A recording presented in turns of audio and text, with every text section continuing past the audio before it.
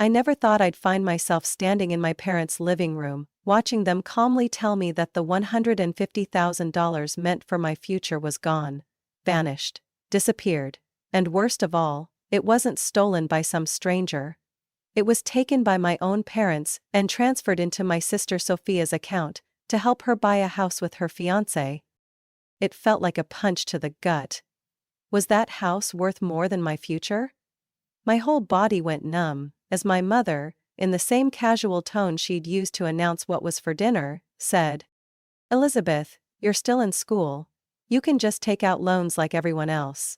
You'll pay them off once you start working. There's no need to make a big deal out of this, sweetheart." No need to make a big deal out of it? I tried to stay calm, but my chest tightened as if an invisible rope was squeezing every breath out of me.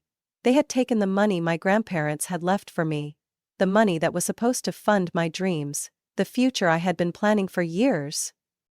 And they didn't see anything wrong with it. My grandparents were old-school Americans who valued education above all else.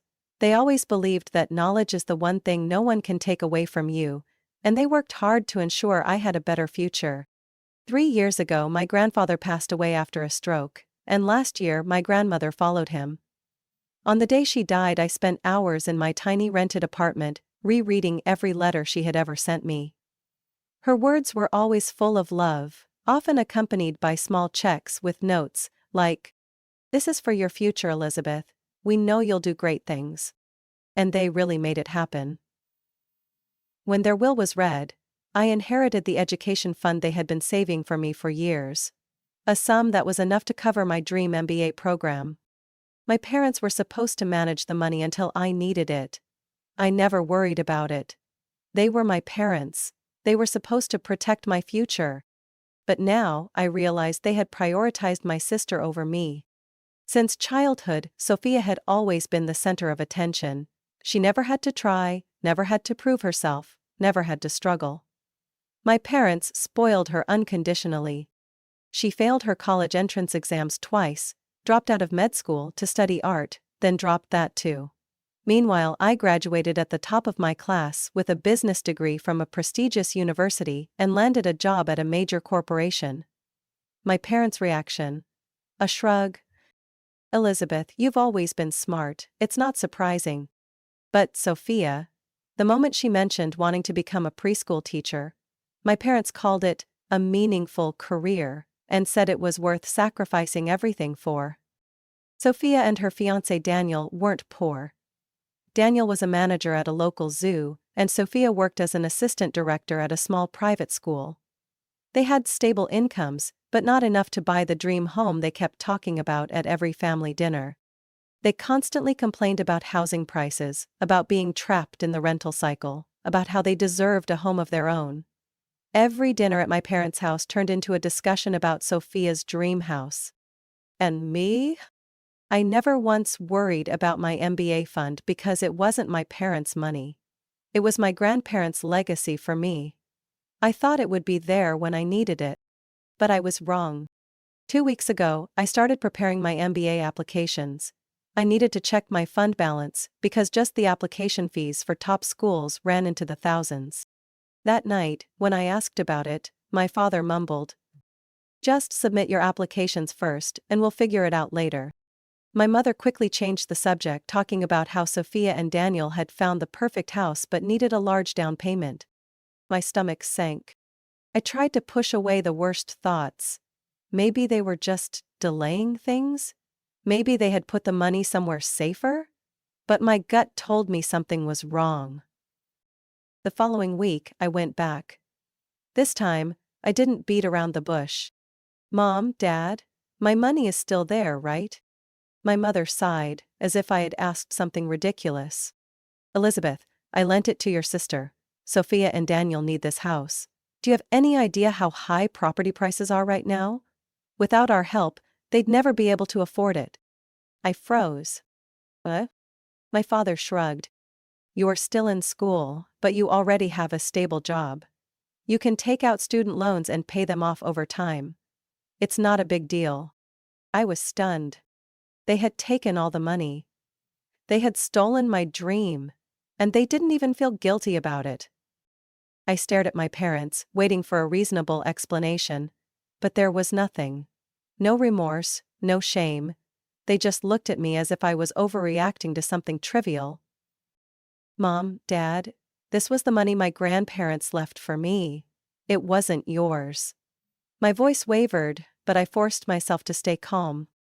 My mother crossed her arms, frowning as if I were a spoiled child making unreasonable demands. Elizabeth? Don't you think Sophia deserves a little help too? You have a good job, a stable career? You can take care of yourself, but Sophia can't. She needs this support. My father nodded in agreement. We're family, sweetheart. Your sister needed the money. Shouldn't we help her? I let out a bitter laugh. Family? That was their excuse? A hollow justification for betraying me? I thought back to the day the will was read. I hadn't expected anything. My grandparents had always lived modestly, frugally, and with strong principles. But they had always emphasized the importance of education. The will was read in a small family gathering. My grandparents' lawyer announced each part of the inheritance. My parents inherited my grandparents' house and a large savings account. Sophia received my grandmother's valuable jewelry collection, items worth tens of thousands of dollars. I was given the education fund. Money my grandparents had saved specifically for me, meant to be used only for my MBA. I had been grateful. I didn't need a house or jewelry. I just wanted the opportunity to pursue my dream, just as my grandparents had wished. My parents were put in charge of managing the fund, but it wasn't theirs. They were only holding it for me until I needed it. At least, that's what I had believed. Now I saw how naive I had been. I had spent my whole life being put second to Sophia. I remembered when I was 10 years old and won a statewide science competition. My award was acknowledged with a brief, "Good job, Elizabeth." But Sophia, all she had to do was scribble a messy drawing, and my mother framed it and hung it in the living room like a masterpiece. When I graduated high school as valedictorian, my parents barely noticed. But when Sophia dropped out of college for the second time, they comforted her with a trip to Florida to help her relax. When I landed a prestigious job, they dismissed it with, "You've always been smart, it's not surprising." But when Sophia announced she wanted to become a preschool teacher, they lost their minds. "That's such a meaningful career. You have such a kind heart, Sophia." I had grown used to it. I had accepted that in my parents' eyes, I was just the responsible one. Sophia was the one who deserved love, protection, and priority. My mother kept talking, as if she were explaining something obvious. "Elizabeth, you have to understand. Sophia has never been as lucky as you. You've always been smart, driven, and had a bright future ahead of you. But Sophia has struggled. We just wanted to help her a little." I clenched my fists, keeping my voice as steady as I could. "What about me?" I asked. "Grandma and Grandpa left that money for me. I planned my future around it. And you took it? Without even asking me?" My mother sighed, as if I were being unreasonable. "You can just take out loans, Elizabeth." A surge of anger flared in my chest. "Not a big deal. You took that money without my permission. It wasn't yours. Grandma and Grandpa saved it for me because they believed in me." My father folded his arms, looking at me as if I were being dramatic. "You don't need to make such a fuss. Are you really going to fight with your family over some money?" I let out a laugh, but there was no humor in it. Some money? This was my entire future. I looked at them, and for the first time I truly saw them. They had never valued me the way they valued Sophia. I had never been their priority. They had always assumed I could handle things on my own. They had always believed I was strong, that I didn't need help. But being strong didn't mean I could be taken advantage of. I fell silent. The anger inside me no longer burned. It was cold, like a storm rolling in. They had stolen my dream. And they felt no guilt. And now, they stood there, looking at me with indifference, as if I were the one in the wrong. But they were mistaken. I was no longer the little girl who once tried so hard to earn their attention. They could ignore me for years if they wanted. But now, they would see me for who I had become. I would make sure of it. I left my parents' house with rage burning inside me. They thought I couldn't do anything. They thought I would give up. They thought I was weak. But they were wrong, and I knew exactly what I had to do next. The next morning, I arrived at the office earlier than usual and sent a short email to Mr. Thompson, a senior executive and my mentor. "Can I meet you this morning? I need your advice." Less than 10 minutes later, his secretary replied, "The office is open, come in when you arrive." I stepped into his office with unwavering determination. If there was anyone who could guide me on the legal side of this, it was him. Mr. Thompson had been in the industry for over 3 decades. He wasn't just a brilliant executive, he had an extensive network, including some of the best attorneys in the city. As I told him everything, he didn't interrupt once. He simply sat there, listening, his sharp eyes filled with understanding. When I finished, he gave a small nod, his voice calm yet commanding. "Elizabeth, this isn't just a financial issue. This is a betrayal, and you have every right to take back what's yours." He pulled a business card from his desk and placed it in front of me. "Wilson and Partners, one of the top law firms in the city. They have a team specializing in inheritance disputes and financial misappropriation. I'll reach out to them personally for you." "But He raised a hand to stop me. "Don't worry about legal fees right now. Focus on gathering evidence. Once you have enough documentation, I promise, you'll have a solid case." I felt an overwhelming sense of gratitude. But there was one more person I needed to contact. That evening, I searched for Uncle Jake's number. My father's cousin. But nothing like my father. In our family, he was one of the few who had never favored Sophia. He had always followed my career, always encouraged me. I had never asked him for anything before, but this time, I had no choice. I pressed call. After only 2 rings, his voice came through. "Elizabeth, I wasn't expecting your call. What's going on?" I took a deep breath. "Do you have time? I need to talk to you about something serious." Within 20 minutes, we were sitting in a quiet cafe. I laid everything out for him, leaving nothing unsaid. When I finished, Uncle Jake's face darkened.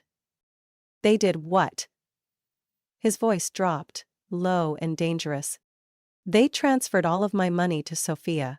No warning, no discussion. And when I demanded it back, they laughed in my face and said I didn't stand a chance if I tried to sue them." A long silence followed. I could see his hands clenching, his eyes sharp with anger. "Do you have any evidence?" I shook my head. "Not yet, just their words, but I need to find proof." Uncle Jake nodded slightly, as if coming to a decision. "I'll handle this. First, I'll hire a forensic accountant to go through their bank transactions. If they moved the money, we'll find it. And you don't need to worry about legal fees. I'll cover everything." I blinked, almost unable to believe it. "Are you sure? I don't want—" He raised his hand, cutting me off. "Elizabeth, your family. You've worked hard for years, and now you've been robbed outright. Don't worry about the money. I'm going to help you take back what's rightfully yours." The anger inside me was no longer a solitary storm. Now, I had a powerful ally. I wasn't going to let this go so easily. And my parents were about to realize that. When Uncle Jake provided a detailed financial report to the legal team at Wilson and Partners, everything became crystal clear. My parents had systematically taken my money over the course of several months. There was no way for them to deny it. They knew I had enough evidence to take them to court. And that's when they tried a different tactic, bargaining with me. That night, I received a call from an unknown number. "Elizabeth, it's your mother." I said nothing. I wanted to see what they would try next. She cleared her throat, trying to keep her voice calm. "Your father and I have been thinking a lot. We don't have to take this to court. You know, lawsuits only hurt the family." I let out a dry laugh. "Really? So when you took my money, that didn't hurt me?" She ignored my question. "We can settle this privately. Your father and I are willing to return a portion of the money." I cut her off immediately. "A portion?" I scoffed. "You took all of the money my grandparents left me, and now you want to give back a little? And expect me to stay quiet?" There was silence. Then my father's voice came through, no longer gentle.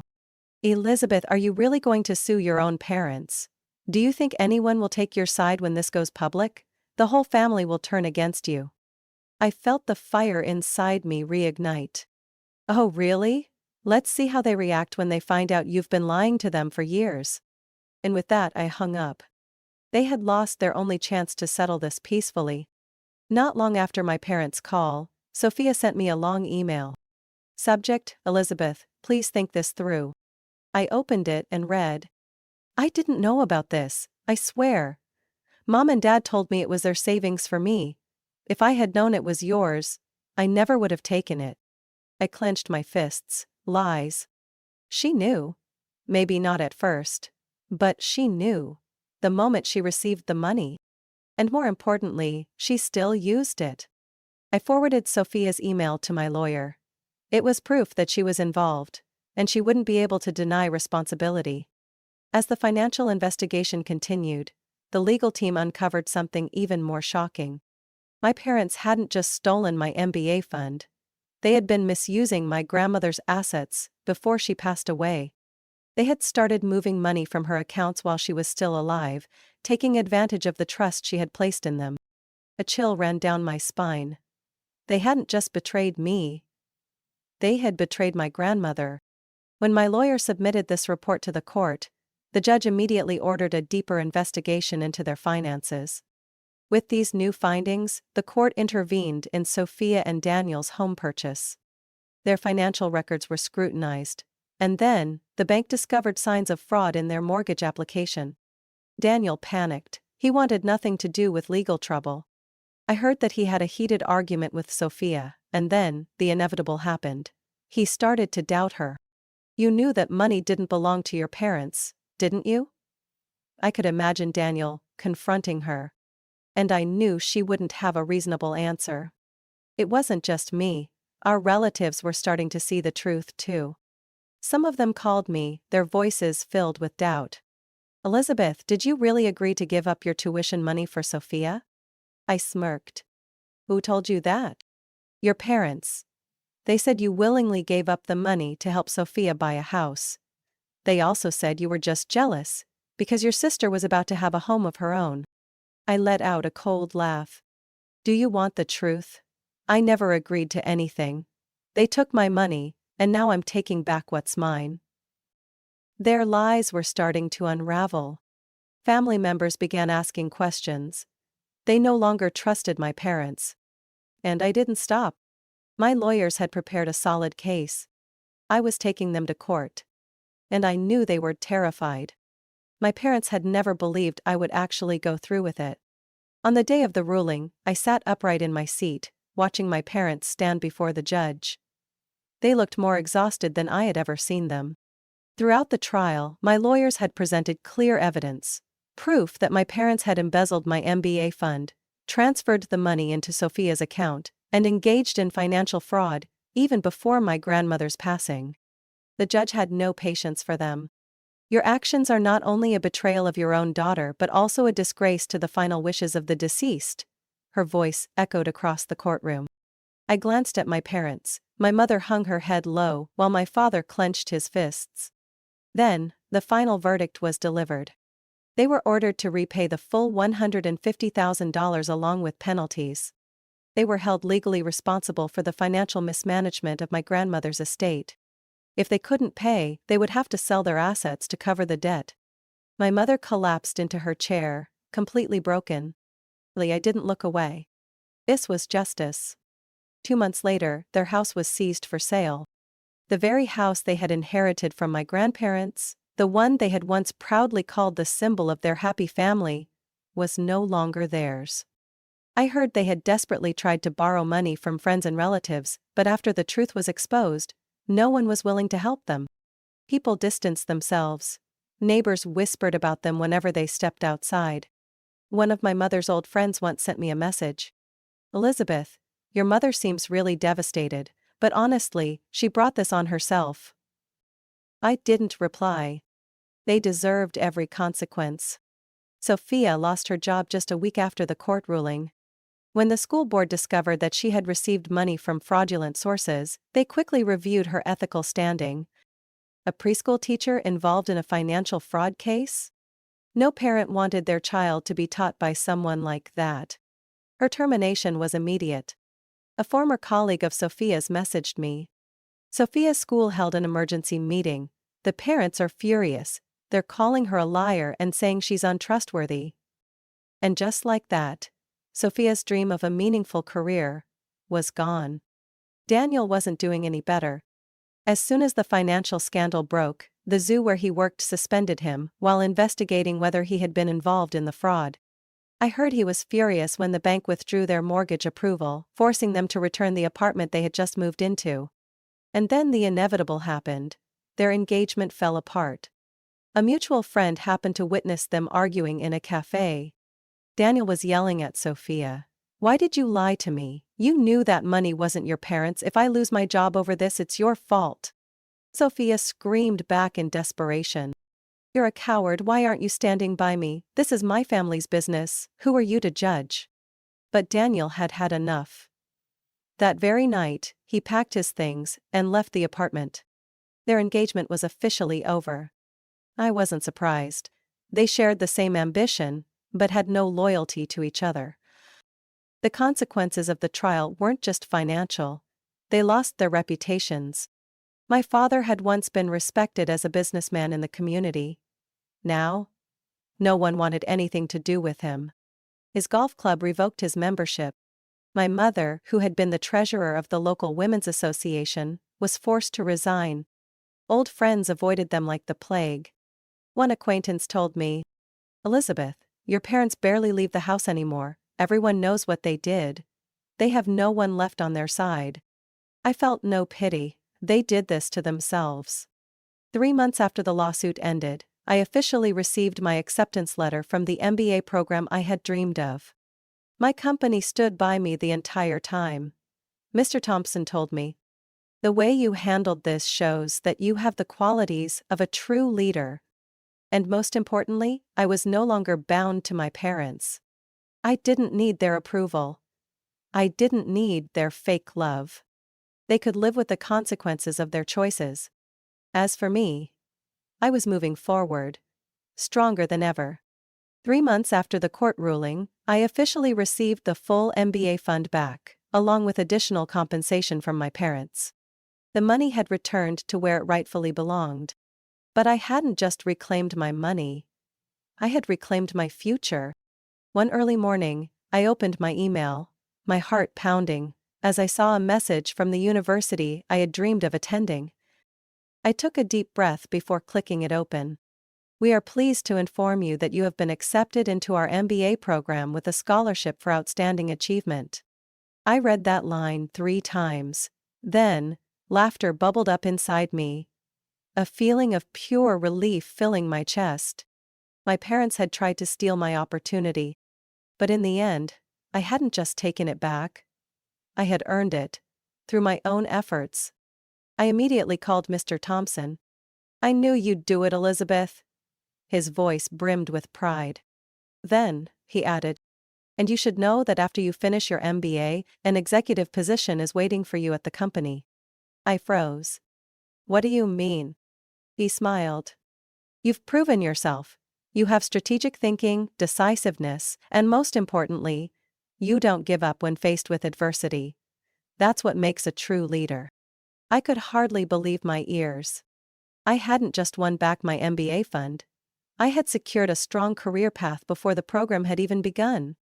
Uncle Jake had been by my side throughout this entire journey. When I told him about the scholarship and the promotion offer, he laughed.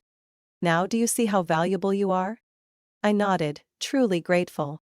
Then he added, "But don't stop there. After you graduate, we'll talk about investments. I want you to expand your career, not just within this company, but beyond." I felt my heart race with excitement. This wasn't just a victory. This was a beginning.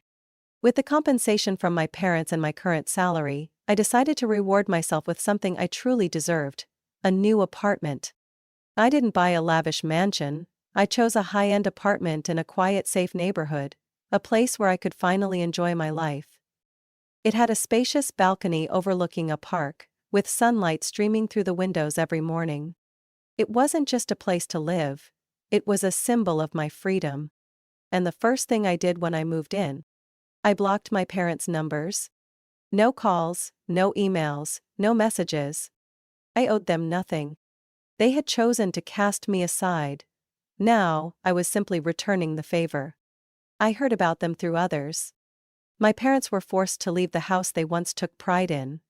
They moved into a smaller apartment, withdrawn from society. Because everyone around them now knew the truth. No one trusted them anymore. The women's group my mother used to be part of refused to let her rejoin. My father's golf club revoked his membership. Even the friends they once considered close gradually distanced themselves. A relative told me, "Elizabeth, your parents aren't the same anymore. Your mother barely leaves the house. Your father spends hours sitting alone in a cafe, staring into the distance." I didn't react. I felt nothing anymore. They had made their choices with full intent. Now, they were living with the consequences. One Sunday morning, I sat on the balcony of my new apartment, sipping my coffee. I gazed into the distance, savoring the peace I had reclaimed for myself. They could call me a traitor. They could drown in their belated regrets. But I didn't care anymore. I had taken back my life, and no one would ever take it from me again. Elizabeth's story is not just a legal battle, it's a journey of reclaiming self-worth. It highlights a harsh reality. Not everyone prioritizes family, and not every family deserves unconditional loyalty. Her parents' betrayal proves that greed and favoritism can destroy even the strongest bonds. But Elizabeth's triumph stands as proof that justice, resilience, and independence will always be the foundation for reclaiming what rightfully belongs to us. What are your thoughts on family, justice, and fairness? Have you ever witnessed favoritism or injustice in your own life? Share your thoughts below, and don't forget to follow the channel for more powerful stories about family and life.